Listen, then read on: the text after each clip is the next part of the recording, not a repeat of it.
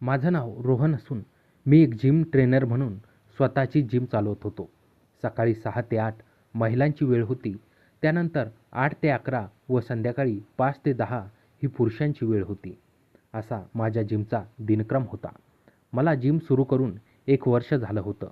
त्यातून मला चांगली आर्थिक प्राप्तीही होत होती आणि माझी शरीरयष्टी एका उत्तम ट्रेनरसारखीच होती.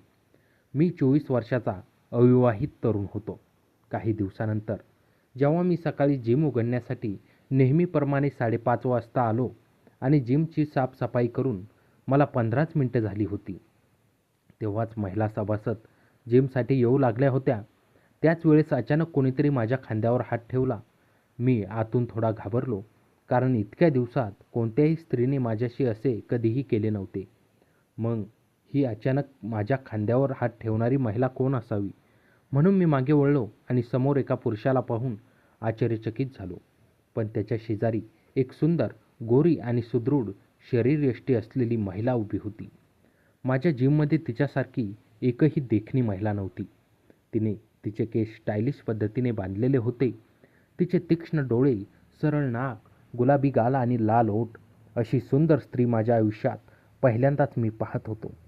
मी त्या पुरुषाकडे पाहून म्हणालो, "सर, कोणाला शोधत आहात आपण?" तेव्हा तो माणूस हसून म्हणाला, "अरे, ओळखले नाही का मला?" मी त्या माणसाकडे डोळे बारीक करून आणि डोक्याला हात लावून विचार करू लागलो. मग मी म्हणालो, "सर, नाही ओळखले मी तुम्हाला आणि तुमची माझी कधी भेट झाल्याची मला आठवत नाही." तेव्हा तो म्हणाला, "अरे रोहन, मी विक्रांत, तुझा क्लासमेट." त्यानंतर त्याने स्वतःचे आणि माझेही पूर्ण नाव सांगितले. तेव्हा मला आमच्या शाळेतल्या गोष्टी आठवू लागल्या. आम्ही दोघांनाही एकमेकांना आनंदाने मिठी मारली. मी त्याला म्हणालो, "अरे, इतक्या वर्षानंतर भेटतोयस आणि या कोण, वहिनीसाहेब का?" विक्रांत म्हणाला, "हो, ही माझी पत्नी अस्मिता. तिला जिम जॉईन करायची होती, म्हणून मी तिला घेऊन आलो तुझ्याकडे. मी सध्या या गावात तहसीलदार म्हणून रुजू झालो आहे. काही अडचण असल्यास नक्की सांग." मी म्हणालो, "अरे, माझ्या गावात कोणाशीही वैयक्तिक वाद नाहीत आणि तू निश्चिंत राहा. ही आपलीच जिम आहे. मी वहिनींच्या वर्कआउटवर पूर्ण लक्ष ठेवेन." "पण विक्रांत, खूपच लवकर लग्न केलंस रे." त्यावर विक्रांत म्हणाला, "ते काय आहे ना रोहन, आई आजारी होती आणि तिची इच्छा होती की सुनेचे तोंड पाहावे, म्हणून मी मागच्याच वर्षी प्रेमविवाह केला. रोहन, तुझ्या वहिनींना व्यवस्थित मार्गदर्शन कर आणि तिची फिटनेस थोडी सुधारायला मदत कर. ती रोज सकाळी येईल." मी विक्रांतला म्हणालो, "तू काळजी करू नकोस.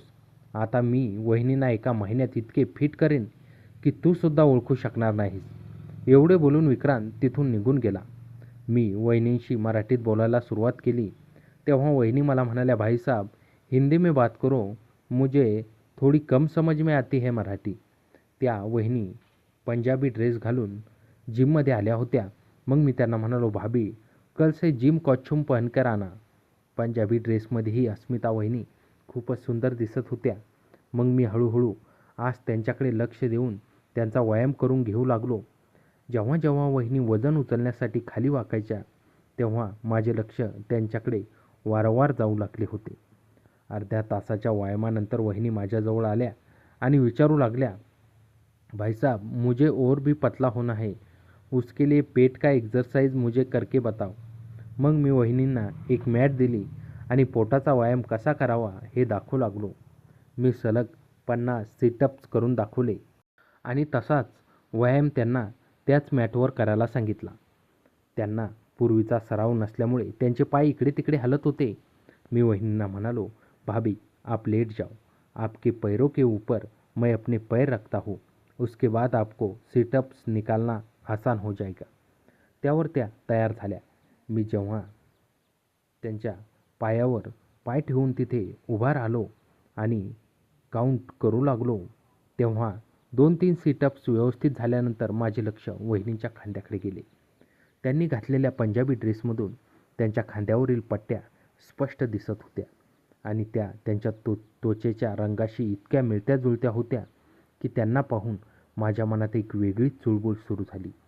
वहिनी मनमोकळ्या स्वभावाच्या होत्या. त्या हसतच मला म्हणाल्या, "भाई साहब, अभी ज़्यादा ही पेट में दर्द होने लग गया है.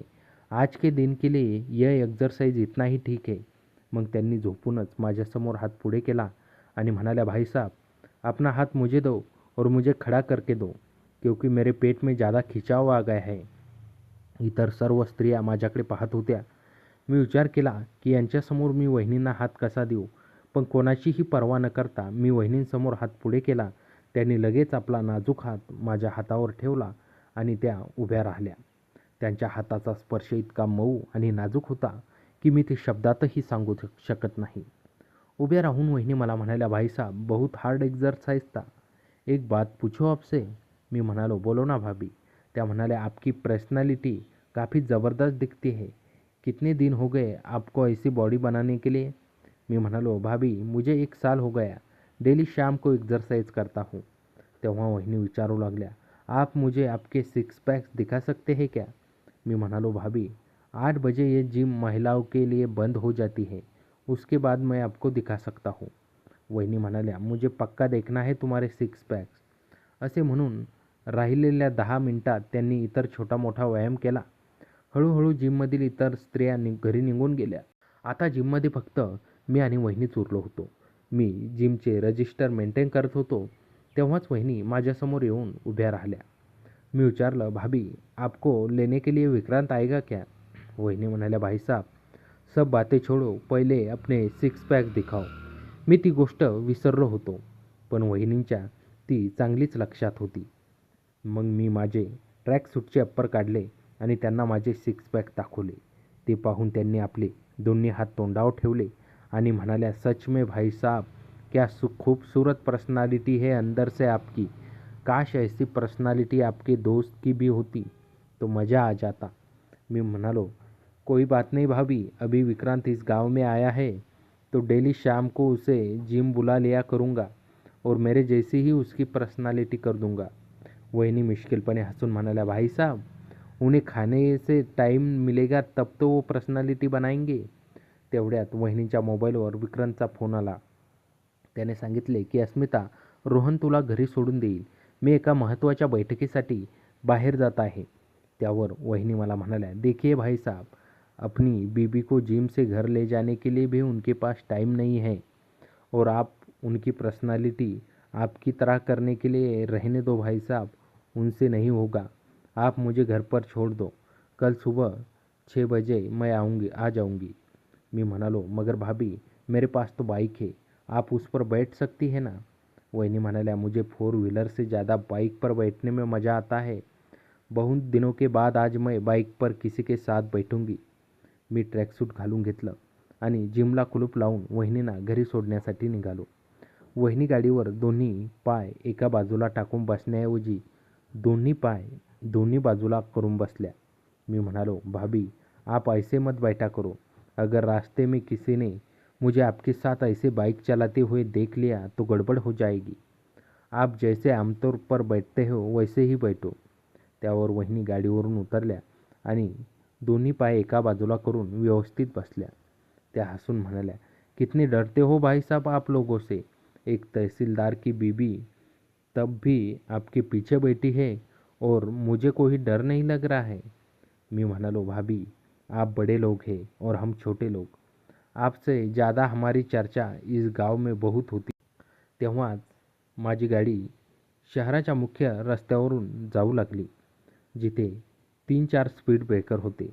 पहिल्या स्पीड ब्रेकरवरून माझी गाडी थोड्या वेगाने गेली, ज्यामुळे वहिनी जोरात माझ्या पाठीवर आदळल्या.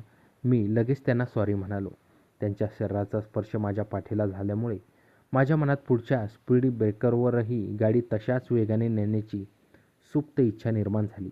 मी म्हणालो, भाभी आप सही से बैठना क्योंकि हमारे गांव में स्पीड ब्रेकर बहुत है. वहिनी म्हणाल्या, ऐसे स्पीड ब्रेकर हर गांव में मौजूद है, मगर तुम्हारे गाड़ी चलाने का तजुर्बा गलत साबित हो रहा है. तुम जानकर उस ब्रेकर से भी अपनी गाड़ी तेज चला रहे हो, मगर मुझे कोई दिक्कत नहीं हो रही है, बल्कि मज़ा आ रहा है. जिस तरह तुम्हारा शरीर आगे से सख्त है उसी तरह पीछे से भी ज़्यादा शक्तिशाली है. आमच्या गप्पांमध्ये वहिनींचे घर कधी आले हे आम्हाला समजलंच नाही. वहिनी गाडीवरून खाली उतरल्या.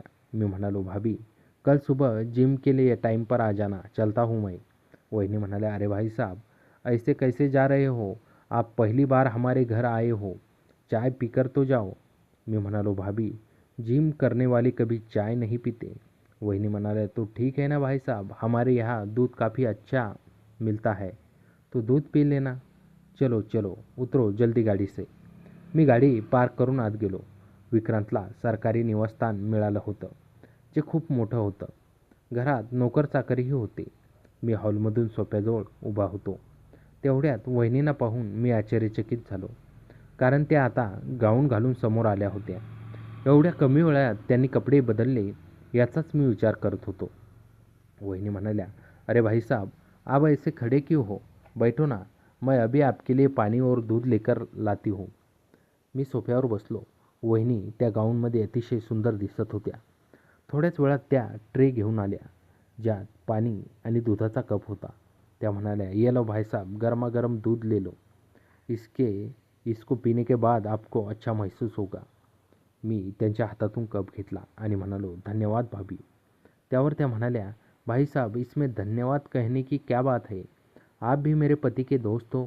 आप हर रोज हमारे यहाँ दूध पीने आ सकते हो. माझ्या मनात वेगळेच विचार येऊ लागले की वहिनी मला रोज दूध प्यायला येण्यास का सांगत आहे.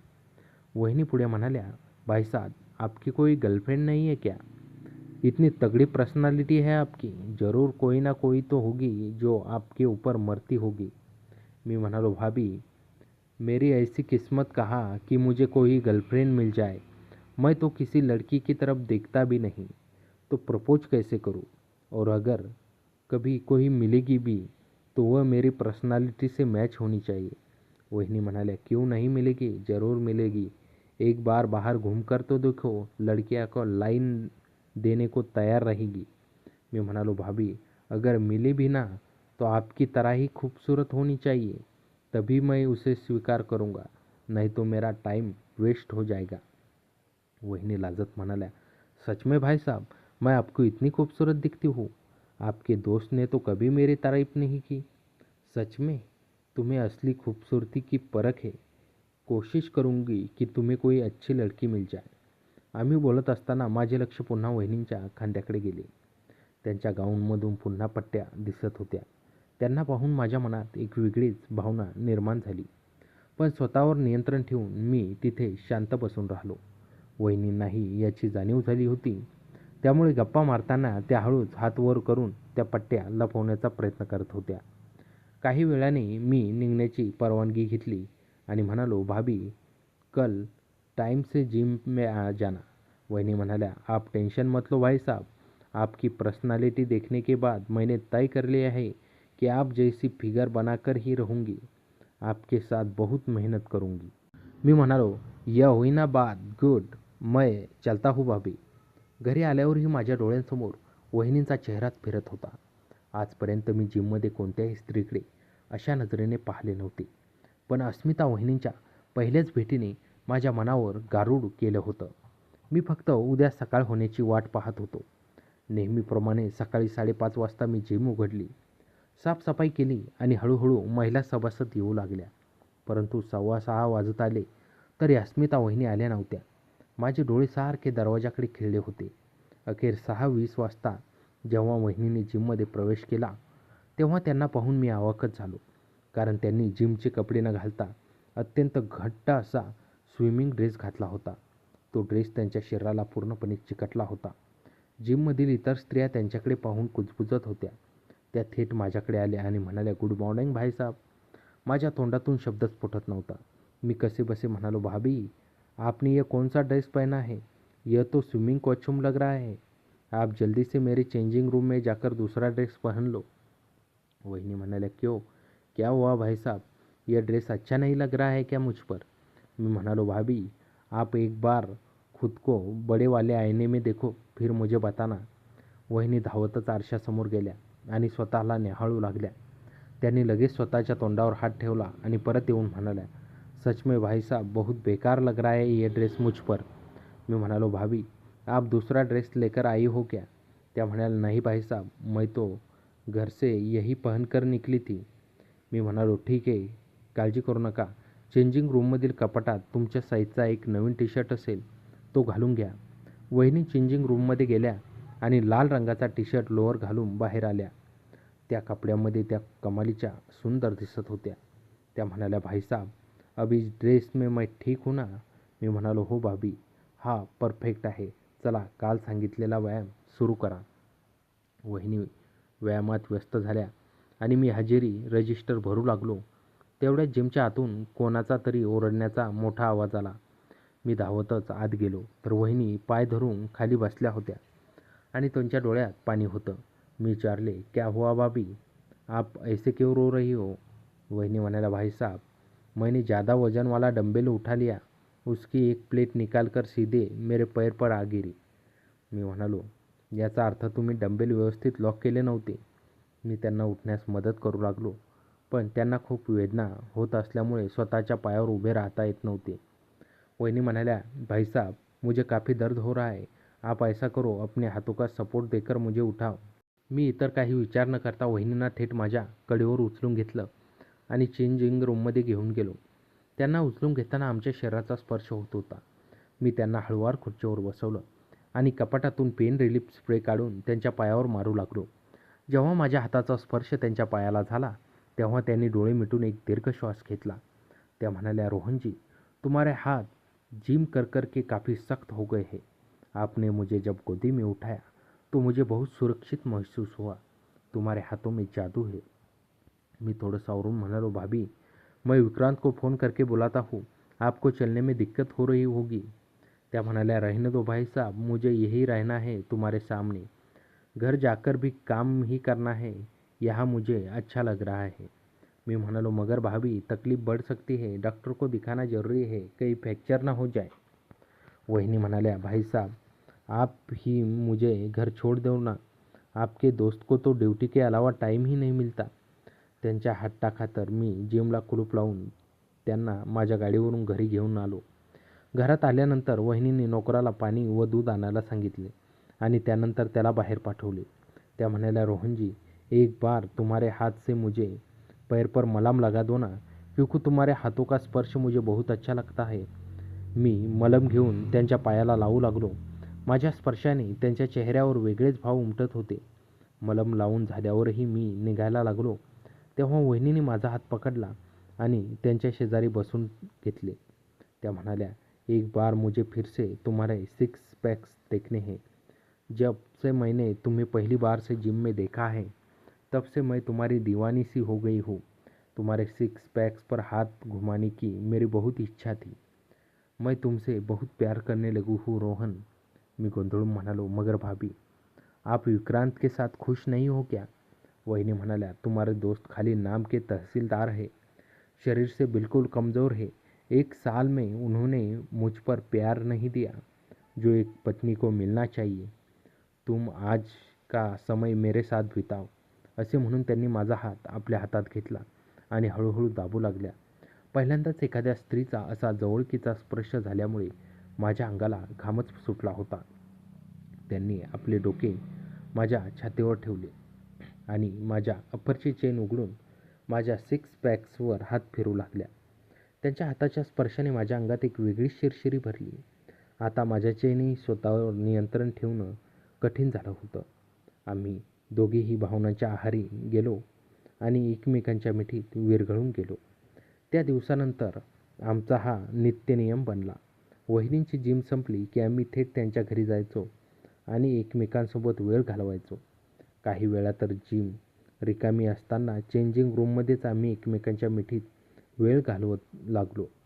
अशा प्रकारे बऱ्याच वर्षानंतर जुना मित्र तर भेटलाच होता, पण त्याच्यासोबत त्याची देखणी पत्नीही माझ्या प्रेमात पडली होती. त्या दिवसापासून आमचे जग पूर्णपणे बदलून गेलं होतं. सकाळी जिमचे ते 2 तास आणि त्यानंतर अस्मितासोबत घालवलेले ते काही तास माझ्या आयुष्यातील सर्वात सुंदर क्षण बनले होते. दिवसाची सुरुवात कधी होते आणि मी कधी अस्मिताला भेटतो याच विचारात माझा पूर्ण वेळ जायचा. विक्रांत त्याच्या तहसीलदारकीच्या कामात इतका व्यग्र असायचा की त्याला घराकडे लक्ष द्यायला अजिबात वेळ नसायचा. पण दुसरीकडे अस्मिताच्या मनात माझ्याबद्दलचे प्रेम आणि ओढ दिवसेंदिवस अधिकच घट्ट होत चालली होती. एक दिवस पावसाने संपूर्ण शहराला झोडपून काढलं होतं. मुसळधार पावसामुळे नेहमीप्रमाणे सकाळी जिममध्ये येणाऱ्या इतर महिला खूपच कमी होत्या. पावसामुळे हवेत एक कमालीचा गारवा पसरला होता. सकाळी 7:45 वाजता जिममधील शेवटची महिला घरी जाण्यासाठी निघून गेली. आता जिममध्ये फक्त मी आणि अस्मिताच उरलो होतो. बाहेर पडणाऱ्या पावसाचा वेग वाढला होता आणि विजांचा कडकडाट सुरू होता. अस्मिता जिमच्या काचेच्या खिडकीपाशी उभी राहून बाहेर पडणाऱ्या पावसाचे थेंब पाहत होती. तिने आज गडद निळ्या रंगाचा ट्रॅकसूट घातला होता, जो तिच्या गोऱ्या रंगावर अत्यंत खुलून दिसत होता. मी हळूच तिच्या मागे जाऊन उभा राहिलो. माझ्या सावलीसारखा स्पर्श जाणवताच ती मागे वळली आणि तिच्या चेहऱ्यावर एक अत्यंत मनोमोहक हसू उमटलं. आज हवा खूप सुंदर आहे ना रोहन? तिने अगदी हळुवार आवाजात विचारलं. तिचे ते काळेभोर डोळे माझ्याकडेच रोखलेले होते. मी काही न बोलता तिच्या आणखीन जवळ गेलो. माझ्या शरीराची उष्णता तिला जाणू लागली होती. मी हळूच माझा हात तिच्या खांद्यावर ठेवला. माझ्या हाताचा कणखर स्पर्श होताच तिच्या शरीरात एक गोड शिरशिरी धावून गेली. तिने तिचे डोळे घट्ट मिटून घेतले आणि आपले डोके माझ्या छातीवर टेकवले. बाहेर धो-धो पाऊस कोसळत होता आणि आत आमच्या मनातील भावनांचा पूर ओसंडून वाहत होता. मी माझ्या हातांनी तिचे दोन्ही हात हातात घेतले. तिचे हात नेहमीप्रमाणेच अत्यंत मऊ आणि कापसासारखे भासत होते. अस्मिता, जेव्हापासून तू माझ्या आयुष्यात आलीस तेव्हापासून माझ्या मनाचा ताबा पूर्णपणे तुझ्याकडे गेला आहे. मला स्वतःवर नियंत्रण ठेवणे कठीण होते. मी तिच्या कानाशी पुटपुटलो. माझे हे शब्द ऐकताच तिने तिचे सुंदर डोके वर केलं. तिच्या गुलाबी ओठावर एक हसू होतं आणि डोळ्यात फक्त आणि फक्त माझ्याबद्दलचं प्रेम दिसत होतं. तिनं तिचे दोन्ही हात माझ्या गळ्याभोवती टाकले आणि मला स्वतःकडं ओढलं. रोहन, मलाही तुझ्याशिवाय अजिबात करमत नाही. विक्रांतच्या आयुष्यात फक्त काम आहे, पण तुझ्या मिठीत मला खरं प्रेम आणि सुरक्षितता जाणवते. ती मनापासून बोलत होती. तिच्या या शब्दांनी माझ्या हृदयाची धडधड आणखीन वाढली. मी हळूच माझ्या हाताने तिच्या चेहऱ्यावरील केसांच्या बटा मागे सारल्या. तिच्या गालावर लालसर छटा पसरली होती. मी माझे ओठ तिच्या ओठांच्या जवळ नेले. बाहेर पडणाऱ्या पावसाच्या आवाजात आमचे श्वास एकमेकांत मिसळत होते. अत्यंत हळुवारपणे आमचे ओठ एकमेकांना भिडले. तो स्पर्श इतका उत्कट आणि भावनांनी भरलेला होता की आजूबाजूला जगाचा विसर पडला. जवळपास 15 मिनिटे आम्ही त्या सुंदर क्षणात हरवून गेलो होतो. त्यानंतर मी तिला माझ्या कडेवर उचलून घेतलं. तिने आपले वजन पूर्णपणे माझ्यावर सोडून दिलं होतं. मी तिला जिमच्या आतल्या आमच्या वैयक्तिक केबिनमध्ये घेऊन गेलो, जिथे फक्त मंद प्रकाश पसरलेला होता. मी तिला सोफ्यावर हळुवारपणे बसवले. पावसाच्या त्या गारव्यातही आमची एकमेकांबद्दलची ओढ खूप उष्ण होती. मी तिच्या शेजारी बसलो आणि तिने तिचा मऊ हात माझा सिक्स पॅक्सवर फिरवायला सुरुवात केली.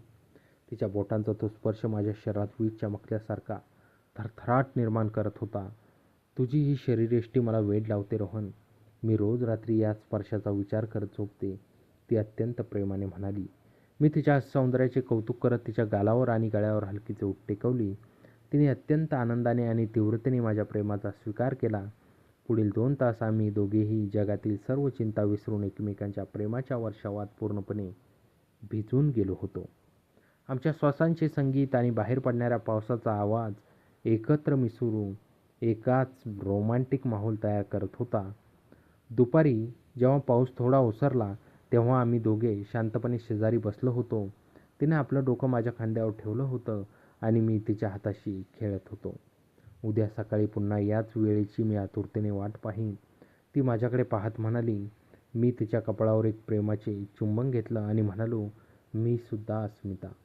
माझ्या दिवसाची सर्वात सुंदर तुझ्याच भेटीने होते आणि अशा प्रकारे आमचं हे गुपित आणि अत्यंत रोमॅन्टिक नातं प्रत्येक दिवसासोबत अधिकच गहिरं आणि घट्ट होत चाललं होतं, जिथे केवळ शारीरिक ओढ नव्हती तर मनाचं एक अतूट बंधनही झालं होतं. पावसाळ्याचे ते दिवस संपून आता गुलाबी थंडीची चाहूल लागली होती. आमचे नाते अधिकच घट्ट झाले होते. सकाळी जिम सुटल्यावर आम्ही दोघे अस्मिताच्या घरी जायचो किंवा कधीकधी दुपारी ती माझ्या घरी यायची. विक्रांत अजूनही त्याच्या तहसीलदारकीच्या कामात आणि दौऱ्यांमध्येच व्यग्र असायचा. त्याला कसलाही संशय नव्हता. पण शांत समुद्राच्या मागे जसे वादळ दडलेले असते, तसेच आमच्या या सुंदर नात्यामागे एक मोठं संकट उभं राहणार होतं, याची आम्हाला जराही कल्पना नव्हती. एक दिवस संध्याकाळी अचानक मला एका अनोळखी नंबरवरून फोन आला. हॅलो, रोहन बोलतो का? पलीकडून एक गंभीर आणि अनोळखी आवाज आला. "हो, मी रोहन बोलतोय. कोण हवंय?" मी विचारलं. "रोहन, जास्त शहाणपणा करू नकोस. तहसीलदार विक्रांत यांच्या पत्नीशी म्हणजेच अस्मिताशी तुझे काय संबंध आहेत हे मला नीट ठाऊक आहे. उद्या सकाळी माझ्या सांगण्यानुसार वागला नाही तर तुमचे हे काळे कारनामे मी थेट विक्रम साहेबांसमोर आणेन." पलीकडून आलेल्या या धमकीने माझ्या पायाखालची जमीन सरकली. माझ्या कपाळावर घामाचे थेंब जमा झाले. "कोण बोलताय तुम्ही? कोण हवंय तुम्हाला?" मी थरथरत्या आवाजात विचारले. पण समोरच्याने काही न बोलता फोन कट केला. त्या रात्री मला अजिबात झोप आली नाही. डोक्यात विचारांचं काहूर माजलं होतं. आमच्या खाजगी भेटींची माहिती तिसऱ्याच व्यक्तीला कशी मिळाली? आम्ही तर नेहमी अत्यंत काळजी घ्यायचो. अस्मिताला याबद्दल सांगावे की नाही या संभ्रमात मी होतो. जर तिला सांगितले तर ती घाबरेल आणि कदाचित काहीतरी अघोर पाऊल उचलेल, अशी मला भीती वाटत होती. दुसऱ्या दिवशी सकाळी नेहमीप्रमाणे 6 वाजता जिम सुरू झाली. 6:15च्या सुमारास अस्मिता नेहमीसारखी चेहऱ्यावर गोड हसू घेऊन आत आली. पण माझ्या चेहऱ्यावरील उडलेला रंग पाहून तिने लगेच ओळखले की काहीतरी गडबड आहे.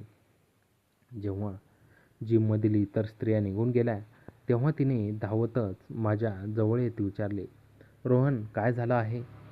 काल रात्रीपासून तुझा चेहरा असा का पडलाय? तू माझ्याशी नीट बोलतही नाहीस." मी तिला जास्त वेळ अंधारात ठेवू शकलो नाही. मी कॅबिनचे दार बंद केले आणि तिला काल रात्री आलेल्या फोनबद्दल सर्व काही सांगितलं. माझे बोलणे ऐकून अस्मिताचा चेहरा पांढराफटक पडला. तिने घाबरून तिचे दोन्ही हात माझ्या हातावर ठेवले. "रोहन, हे कसं शक्य आहे? विक्रांतला हे जर कळलं तर तो मला जिवंत सोडणार नाही. तो तहसीलदार आहे. त्याची सत्ता आणि ओळख खूप मोठी आहे. आपण काय करायचं आता?" अस्मिता थरथरत रडू लागली.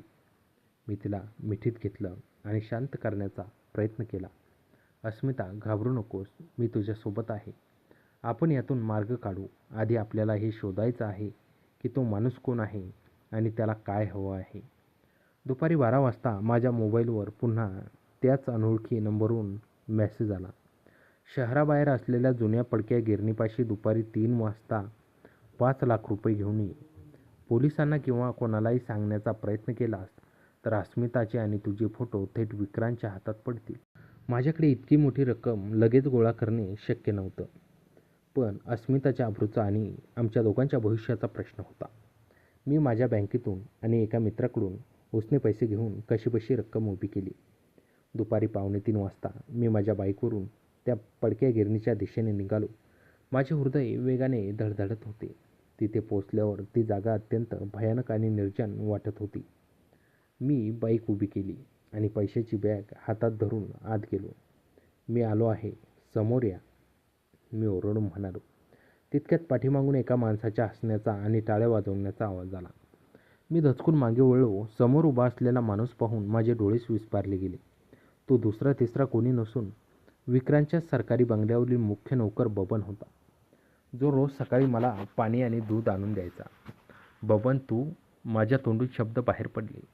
"हो रोहनजी, मीच," बबन कुत्सितपणे हसत म्हणाला. "तुम्ही दोघे साहेब घरात नसताना काय काय करतात हे मी साहेबांच्या घरात लावलेल्या गुप्त कॅमेऱ्यात पाहायचो. साहेब तर भोळे आहेत, पण मला सगळं कळायचं. आता शांतपणे ती बॅग माझ्याकडे सोपव, नाहीतर साहेबांच्या मोबाईलवर एका मिनिटात तुमच्या खोलीतली व्हिडिओ क्लिप सेंड होतील." बबनने खिशातून फोन काढला आणि मला व्हिडिओ दाखवू लागला. त्या व्हिडिओमध्ये आमचे अत्यंत खाजगी क्षण रेकॉर्ड झाले होते. माझा राग अनावर झाला, पण मी हतबल होतो. मी पैशाची बॅग बबनच्या दिशेने फेकली. "हे घे तुझे पैसे, पण यानंतर आम्हाला कधीही त्रास द्यायचा नाही आणि ते व्हिडिओ आत्ताच्या आत्ता डिलीट कर," मी रागाने म्हणालो. बबनने बॅग उचलली आणि पैसे पाहून त्याच्या चेहऱ्यावर राक्षसी आनंद पसरला. "ठीक आहे रोहनजी, आजपुरते हे पैसे ठीक आहेत, पण लक्षात ठेवा, दर महिन्याला मला अशीच मोठी रक्कम मिळाली पाहिजे, अन्यथा." बबनचे वाक्य पूर्ण व्हायच्या आतच गिरणीच्या दरवाजापाशी एका गाडीच्या ब्रेकचा मोठा आवाज झाला. आम्ही दोघेही दचकलो. त्या पडक्या वास्तूमध्ये गाडीचे हेडलाईट चमकले आणि त्या प्रकाशातून जो माणूस आत आला त्याला पाहून बबनच्या हातातील पैशाची बॅग खाली पडली आणि माझ्याही अंगावर काटा आला. समोर साक्षात तहसीलदार विक्रांत उभा होता आणि त्याच्या मागे 2 पोलीस कॉन्स्टेबल होते. "विक्रांत," माझ्या तोंडून घाबरून उद्गार निघाले. मला वाटले आता सर्व काही संपले, आमचं बिंग फुटलं. पण विक्रांतने बबनकडे पाहिलं आणि अत्यंत संतापाने म्हणाला, बबन, मला आधीपासूनच तुझ्यावर संशय होता. तू माझा शासकीय निवासस्थानाचा गैरवापर करून तिथली गुपिते विकत होता आणि आता माझ्याच मित्राला आणि पत्नीला ब्लॅकमेल करत होतास. मी चक्रावून गेलो. विक्रांतला आमच्या नात्याबद्दल आधीच समजलं होतं की काही वेगळंच घडत होतं. विक्रांत माझ्याकडे वळाला आणि म्हणाला, रोहन, मला माफ कर. अस्मिताने मला दुपारी रडत रडत सर्व काही सांगितलं. बबन तिला बरेच दिवस छळत होता आणि खोटे फोटो व्हिडिओ एडिट करून तिला धमकावत होता. तिने घाबरून मला सगळं खरं खरं सांगितलं, म्हणून मी पोलीस येथे घेऊन हा सापळा रचला. अस्मिताने विक्रमला केवळ बबन ब्लॅकमेल करत आहे आणि खोटे व्हिडिओ बनवले आहे असं सांगून स्वतःचा बचाव केला होता. तिने हुशारीने मूळ सत्य लपवून बबनलाच अडकवले होतं. पोलीस कॉन्स्टेबलने पुढे होताच बबनच्या हातात बेड्या ठोकल्या आणि त्याचा फोन जप्त केला. बबन ओरडत राहिला, साहेब, हे खोटं नाही. रोहन आणि मॅडमचे खरंच संबंध आहेत. पण पोलिसांनी त्याच्या कानशिलात लगावून त्याला गाडीत कोंबलं. विक्रांतने माझ्या खांद्यावर हात ठेवला. रोहन, थँक्यू यार. तू माझ्या पत्नीच्या मदतीसाठी स्वतःचे पैसे घेऊन इथे आला. तू खरा मित्र आहेस. मी फक्त मान डोलावली. माझ्या छातीची धडधड अजूनही कमी झाली नव्हती. थोड्याच वेळात पोलीस बबनला घेऊन निघून गेले. विक्रांत त्याच्या गाडीत बसण्यासाठी पुढे गेला. तितक्यात मागच्या सीटवर बसलेली अस्मिता गाडीची काच खाली करून माझ्याकडे पाहू लागली. तिच्या चेहऱ्यावर बगन पकडल्या गेल्याचा आनंद होता आणि डोळ्यात एक वेगळीच चमक होती. तिने विक्रांतचे लक्ष नसताना हळूच मला डोळा मारला आणि अत्यंत हळू आवाजात ओठांच्या हालचालीवरून म्हणाली, उद्या सकाळी नेहमीच्या वेळी जिमवर भेटू. गाडी निघून गेली आणि मी तिथेच थक्क होऊन उभा राहिलो. या मोठ्या सस्पेन्स आणि संकटातून आम्ही सुटलो होतो, पण आमचा प्रेमाचा हा थरार आता अधिकच रोमांचक आणि तितकाच धोकादायक बनणार होता. त्या थरारून सोडणाऱ्या प्रसंगानंतर बरेच दिवस निघून गेले. बबन आता तुरुंगात सडत होता आणि त्याचे फोन पोलिसांनी जप्त केल्यामुळे आमच्या खाजगी व्हिडिओचा तो मोठा धोका कायमचा टळला होता. विक्रांतला वाटत होते की बबनने केवळ खोटे व्हिडिओ बनवून आम्हाला ब्लॅकमेल करण्याचा प्रयत्न केला होता. अस्मिताच्या त्या एका हुशारीने आम्ही दोघे अगदी काठावर वाचलो होतो. पण या संपूर्ण प्रकरणानंतर माझ्या मनात एक अनामिक भीती बसली होती. गुलाबी थंडी दिवस संपून आता कडक उन्हाळा सुरू झाला होता. जिममधील वातानुकूलित AC यंत्रणा दिवसभर सुरू असायची. त्या दिवशी सकाळी नेहमीप्रमाणे 6 वाजता जिम उघडली. हळूहळू महिला सभासद येऊ लागल्या. बबनच्या प्रकरणानंतर अस्मिता काही दिवस जिममध्ये थोडी शांत शांत असायची, पण आज मात्र तिच्या चेहऱ्यावर एक वेगळाच उत्साह आणि चमक दिसत होती. 7:45 वाजता इतर सर्व बायका एक एक करून जिममधून बाहेर पडल्या. मी जिमच्या मुख्य दरवाजाला आतून कडी लावली आणि काचेच्या खिडक्यांचे पडदे ओढून घेतले. बाहेर लख्ख ऊन पडलं होतं, पण जिमच्या आत ACच्या थंडगार हवेमुळे अत्यंत आल्हाददायक वातावरण तयार झालं होतं. मी माझ्या केबिनमध्ये पाणी पिण्यासाठी गेलो. तोच अस्मिता मागून अत्यंत शांत पावलांनी तिथे आली. तिने आज गडद काळ्या रंगाचा अतिशय घट्ट जिम ट्रॅक आणि पांढऱ्या रंगाचा क्रॉप टॉप घातला होता. तिच्या या लुकमध्ये तिची सुदृढ आणि गोरी शरीरयष्टी खूपच आकर्षक दिसत होती. तिने अचानक मागून माझे दोन्ही हात पकडले आणि आपले डोकं माझ्या पाठीवर टेकवले. किती दिवस झाले रोहन, आपण एकमेकांशी मनमोकळेपणाने बोललो नाही. बबनच्या त्या प्रकरणाने आपली किती कोंडी केली होती ना. तिने अत्यंत हळूवार स्वरात सुटकेचा निश्वास सोडत विचारलं. मी वळून तिच्याकडे पाहिलं. तिच्या डोळ्यात माझ्यासाठी असलेली ओढ पूर्वीपेक्षा दुप्पट झाली होती. अस्मिता, खरंच मी खूप घाबरलो होतो. जर विक्रांतला काही संशय आला असता तर सर्व काही संपलं असतं. पण तू ज्या हुशारीने परिस्थिती हाताळलीस त्याला तोड नाही. मी तिच्या गालावर हलकेच हात फिरवत म्हणालो, माझ्या रोहनसाठी आणि आपल्या सुंदर नात्यासाठी मी काहीही करू शकते. असे म्हणत तिने तिचा मऊ हात माझ्या छातीवर ठेवला आणि हळूहळू माझ्या ट्रॅकसूटच्या अप्परची चेन काढू लागली. माझ्या शरीरावर सिक्स पॅक दिसताच तिच्या डोळ्यात पुन्हा एकदा तेच वेड पसरलं ज्याची ती रोज वाट पाहत असे. तिने तिची नाजूक बोटे माझ्या पोटावर आणि छातीवर अत्यंत हळूवारपणे फिरवण्यास सुरुवात केली. तिच्या बोटांच्या स्पर्शाने शरीरात एक प्रचंड उष्ण लाट निर्माण झाली. थंडगार ACच्या हवेतही आमच्या श्वासांची गती कमालीची वाढत होती. मी तिला कमरेभोवती हात टाकून आमच्या जवळ घट्ट ओढलं. तिचे मऊ गुलाबी ओठ अगदी माझ्या जवळ होते. तिने आपले डोळे मिटून घेतले आणि आपले ओठ माझ्या ओठावर टेकवले. आमचे ते चुंबन अत्यंत दीर्घ, उत्कंठ आणि भावनांनी उथंबलेलं होतं. कित्येक दिवसांची साठलेली ओढ आणि विरह त्या चुंबनातून व्यक्त होत होता. तब्बल 20 मिनिटे आम्ही त्या केबिनमध्ये त्या सोफ्यावर एकमेकांच्या मिठीत हरवून गेलो होतो. त्यानंतर तिने आपले ओठ माझ्या कानाजवळ नेले आणि अगदी हळू आवाजात सांगितले, रोहन, आज दुपारी विक्रांत शासकीय कामासाठी शेजारच्या जिल्ह्यात जात आहे. ते थेट उद्या सकाळीच परत येतील. आज रात्री तू माझ्या घरी येशील का? हे ऐकून माझे हृदय पुन्हा वेगाने धडधडू लागले. पण अस्मिता, घरात नोकर असतात, शेजारी पाजारी असतात. पुन्हा काही धोका नको, मी थोड्या धास्तीने म्हणालो. हे माझ्या ऐकून माझे हृदय पुन्हा धडधडू लागलं होतं. तिने माझ्या ओठावर आपले बोट ठेवले. कोणीही नसेल रोहन, मी सर्व नोकरांना आज रात्रीसाठी सुट्टी दिली आहे आणि तो मोठा बंगला फक्त आपला असेल. आज रात्री मला तुझ्या बाहूमध्ये पूर्ण सुरक्षित राहायचं आहे. तू नकार देऊ नकोस. तिच्या त्या कातर आवाजाला आणि तिच्या सुंदर रूपाच्या मोहनीला नकार देणं माझ्यासाठी अशक्य होतं. मी तिच्या कपाळावर हलकं चुंबन घेत होकार दिला. रात्रीचे 10:30 वाजले होते. संपूर्ण शहरावर शांतता पसरली होती. मी माझी बाईक विक्रांतच्या बंगल्यापासून थोड्या अंतरावर अंधारात पार्क केली आणि चालतच बंगल्याच्या मागच्या गेटपाशी पोहोचलो. ठरल्याप्रमाणे मागचे दार आधीच किलबिले उघडे होते. मी अत्यंत शांतपणे आत प्रवेश केला. घरात फक्त मोजकेच दिवे सुरू होते. हॉलमधील मोठा झुंबर मंद प्रकाश पसरत होता.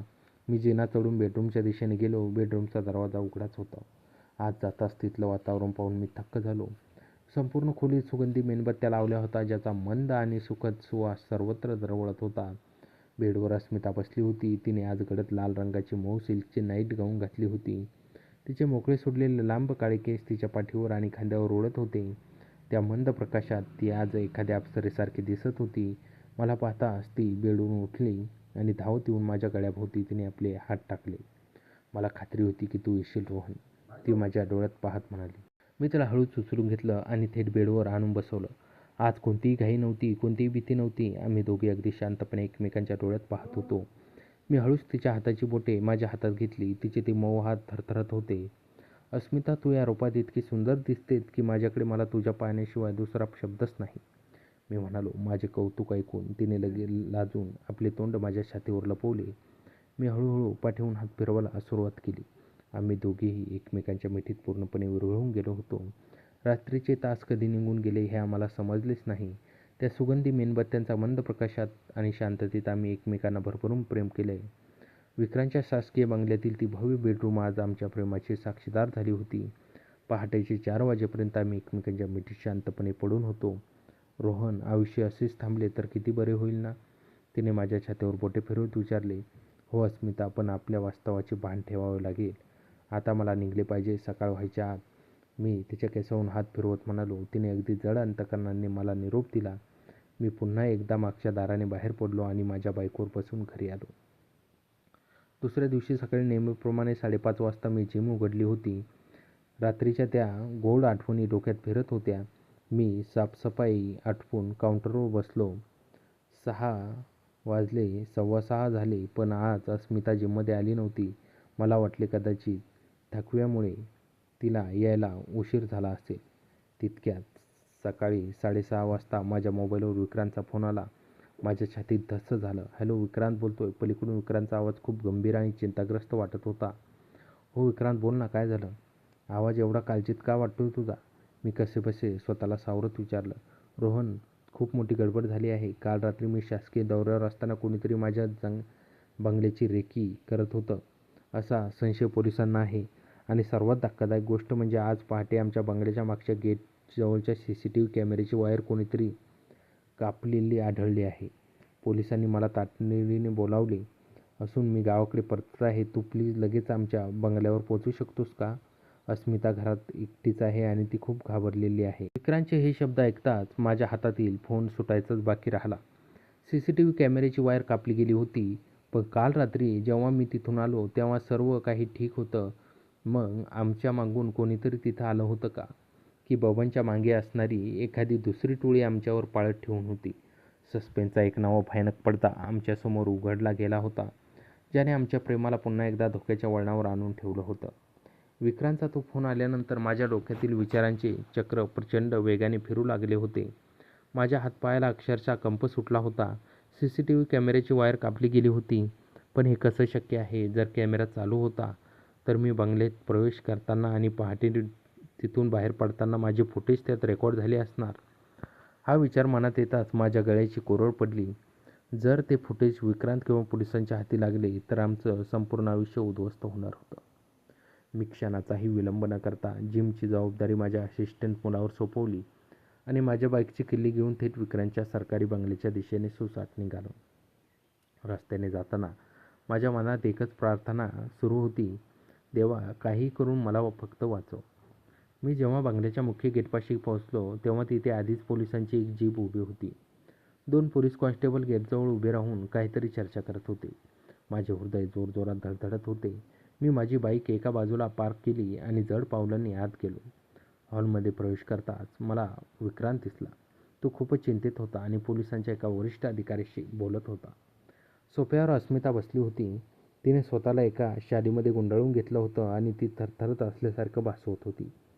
मला पाहताच तिच्या डोळ्यात एक सुटकेचा आणि अत्यंत गुप्त असा भाव तरळून गेला, जो फक्त मलाच समजू शकत होता. अरे रोहन, आलास तू? थँक्स यार, विक्रांत मला पाहताच पुढे येत म्हणाला. विक्रांत, काय झालं नक्की? सर्व काही ठीक आहे ना? वहिनी कशा आहेत? मी अत्यंत काळजी दाखवत विचारलं, पण आतून माझे हृदय एखाद्या ढोलासारखे वाजत होतं. मी तुला फोनवर सांगितलं तसंच झालं आहे. रात्री मी शासकीय दौऱ्यावर असताना पेट्रोलिंग करणाऱ्या पोलिसांनी बंगल्याच्या मागच्या बाजूला काही संशयास्पद हालचाली दिसली. सकाळी तपास केला तेव्हा मागच्या गेटच्या CCTV कॅमेऱ्याची वायर कापली आढळली. अस्मिता रात्री घरात एकटीच होती. तिला काही सुगावा लागला नाही. पण ही खूप गंभीर बाब आहे, विक्रांत म्हणाला. तितक्यात तिथले पोलीस इन्स्पेक्टर साळवी आमच्याजवळ आले आणि म्हणाले, तहसीलदार साहेब, आम्ही CCTV फुटेज तपासण्यासाठी आमच्या सायबर विभागाच्या मुलाला बोलावलं आहे. कॅमेरा बंद पडण्यापूर्वी शेवटच्या काही मिनिटांचे फुटेज आपल्याला तपासावं लागेल. त्यावरून तो माणूस कोण होता हे स्पष्ट होईल. ते शेवटचे फुटेज हे शब्द ऐकताच माझ्या कपाळावरून घामाचा एक थेंब घसरला. मी गुपचूप अस्मिताकडे पाहिलं. तिच्याही चेहऱ्यावर आता हलकीशी भीती स्पष्ट दिसत होती.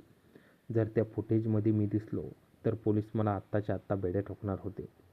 थोड्याच वेळात सायबर सेलचा एक तरुण पोलीस कर्मचारी कम्प्युटर आणि CCTV DVR घेऊन तिथे आला.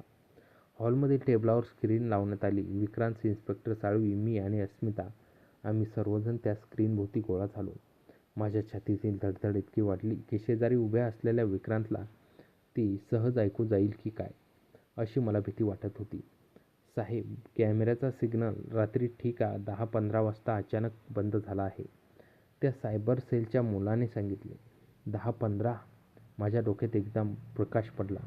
काल रात्री मी बंगल्यात पोहोचलो तेव्हा 10:30 वाजले होते. याचा अर्थ कॅमेरा माझ्या येण्याच्या 15 मिनिटे आधीच बंद झाला होता. पण मग तो बंद कोणी केला? स्क्रीन प्ले करा, इन्स्पेक्टर साळवेंनी आदेश दिला. स्क्रीनवर काल रात्री 10 ते 10:15 याचे फुटेज सुरू झाले. संपूर्ण परिसर शांत होता. मंद वारा होता. 10-12 वाजता मागच्या गेटच्या झाडातून एक सावली, काळी आकृती हळूहळू समोर सरकताना दिसली. त्या व्यक्तीने काळ्या रंगाचा रेनकोट घातला होता. चेहऱ्यावर मास्क होता. ती आकृती कॅमेऱ्याच्या अगदी जवळ आली. तिने खिशातून एक कटर काढला आणि थेट कॅमेऱ्याची वायर कापून टाकली. त्यानंतर स्क्रीन पूर्णपणे काळी झाली. हा कोणीतरी सराईत गुन्हेगार दिसतोय. त्याला बंगल्याच्या सुरक्षेची पूर्ण माहिती होती.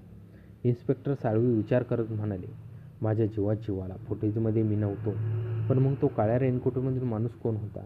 आणि तो 10-15 कॅमेऱ्याची वायर कापून कुठे गेला? जर तो बंगल्याच्या आसपास होता तर रात्री जेव्हा मी अस्मिता बेडरूममध्ये होतो तेव्हा तो कुठे होता? या विचाराने माझ्या अंगावर काटा आला. पोलीस आणि विक्रांत बंगल्याच्या मागच्या गेटची पाहणी करताना बाहेर गेले. हॉलमध्ये काही क्षणांसाठी मी अस्मिता दोघेच उरलो होतो. मी आजूबाजूला पाहिले आणि हळूच तिच्याजवळ गेलो. अस्मिता, हा काय प्रकार आहे? तो माणूस कोण होता? आणि रात्री आपण आत असताना? मी अत्यंत भीतीने आणि हळू आवाजात विचारलं. अस्मितेने आजूबाजूला लक्ष ठेवत माझा हात हातात घेतला आणि अत्यंत धीमेपणाने म्हणाली, रोहन, शांत हो. काल दुपारी जेव्हा मी रात्री भेटायचं ठरवलं तेव्हाच माझ्या लक्षात आलं की मागच्या गेटचा CCTV कॅमेरा सुरू आहे. मी रात्री 10:15 वाजता काळा रेनकोट घालून चेहरा झाकून बाहेर गेले आणि वायर कापून टाकली. मी थक्क होऊन तिच्याकडे पाहतच राहिलो. तिच्या या अचाट धैर्याची आणि हुशारीची मी कल्पना केली नव्हती. तू स्वतः वायर कापलीस? पण का? मी विचारले. कारण मला माहीत होतं की जर मी तसं केलं नाही तर तुझा आत येताना व्हिडिओ रेकॉर्ड झाला असता. पण सकाळी जेव्हा विक्रांतने मला सांगितलं की वायरलेस कंट्रोल रूममधून कॅमेरा ऑफ असल्याचा मेसेज आला आहे तेव्हा मला घरफोडीचा आणि चोराचा खोटा बहाणा करावा लागला. अन्यथा विक्रांतला संशय आला असता. त्यांनी डोळ्यात मिश्किलपणे पाहत सांगितलं. तिच्या या बुद्धिमत्तेचे मला कौतुक वाटले आणि तिच्याबद्दल माझे प्रेम आणखीनच वाढले. संकट टळलं होतं. आम्ही दोघे बोलत असताना बाहेरून इन्स्पेक्टर साळवींचा जोरात ओरडण्याचा आवाज आला. तहसीलदार साहेब, इकडे या, हे पहा. हा आवाज ऐकून मी आणि अस्मिता दचकलो आणि लगेच बाहेरच्या बाजूला धावली. घराच्या मागच्या बागेत ओल्या मातीवर काही पाऊलखुणा दिसत होत्या. पण धक्कादायक गोष्ट ही होती की त्या पाऊलखुणा एका जागी थांबल्या नव्हत्या, तर त्या थेट बेडरूमच्या खिडकीपर्यंत गेल्या होत्या. इन्स्पेक्टर साळवी खाली वाकले आणि त्यांनी त्या मातीतून एक वस्तू उचलली. ती सिगारेटची रिकामी पाकिट होती, जी अत्यंत महागड्या ब्रँडची होती. बघा साहेब, तो चोर किंवा गुन्हेगार रात्री फक्त कॅमेरा कापून थांबला नव्हता. तो खिडकीपर्यंत आला होता आणि मातीतील पाऊलखुणांचे आकारमान पाहता ती व्यक्ती बरीच उंच आणि जड शरीरयष्टीची असावी. सर्वात महत्त्वाचे म्हणजे सीसीटीव्ही वायर 10-15 वाजता कापली गेली, पण सिगारेटच्या पाकिटावर पडलेले पाण्याचे थेंब ताजे आहेत. याचा अर्थ पहाटे 3 ते 4च्या दरम्यान कोणीतरी इथे उभे राहून वरच्या बेडरूममधून खिडकीमधून पाहत होतं. इन्स्पेक्टर साळवींनी विश्लेषण केले. पहाटे 3-4ची वेळ. त्यावेळी मी आणि अस्मिता वरच्या बेडरूममध्ये होतो. माझे पाय लटलटू लागले. याचा अर्थ अस्मिताने वायर कापल्यानंतर खरोखर कोणीतरी दुसरा-तिसरा माणूस तिथे पाळत ठेवून उभा होता. त्याने मला आत जाताना किंवा बाहेर येताना पाहिले होते का? की बबनचा कोणीतरी साथीदार अजून बाहेर मोकळा फिरत होता आणि आमच्यावर नजर ठेवून होता? विक्रांतने काळजीने अस्मिताकडे पाहिलं आणि तिचा हात हातात घेतला. अस्मिता, तू आजपासून घरात एकटी राहणार नाहीस. मी तुझ्या सुरक्षेसाठी 2 पोलीस गार्ड तैनात करत आहे. अस्मितानं माझ्याकडे पाहिलं. तिच्या डोळ्यात आता खरी भीती दिसत होती. जो सस्पेन्स आणि खेळ आम्ही खेळत होतो, तो आता एका खऱ्याखुऱ्या आणि जीवघेण्या धोक्यात बदलला होता. आमच्या छुप्या प्रेमाचा साक्षीदार आता तो तिसरा चेहरा कोण होता हे शोधणं आमच्यासाठी अनिवार्य झालं होतं. तर मित्रांनो, कथेचा पुढचा भाग पुढच्या व्हिडिओमध्ये येईल. कथा कशी वाटत आहे कमेंटमध्ये नक्की कळवा आणि चॅनलवर नवीन असाल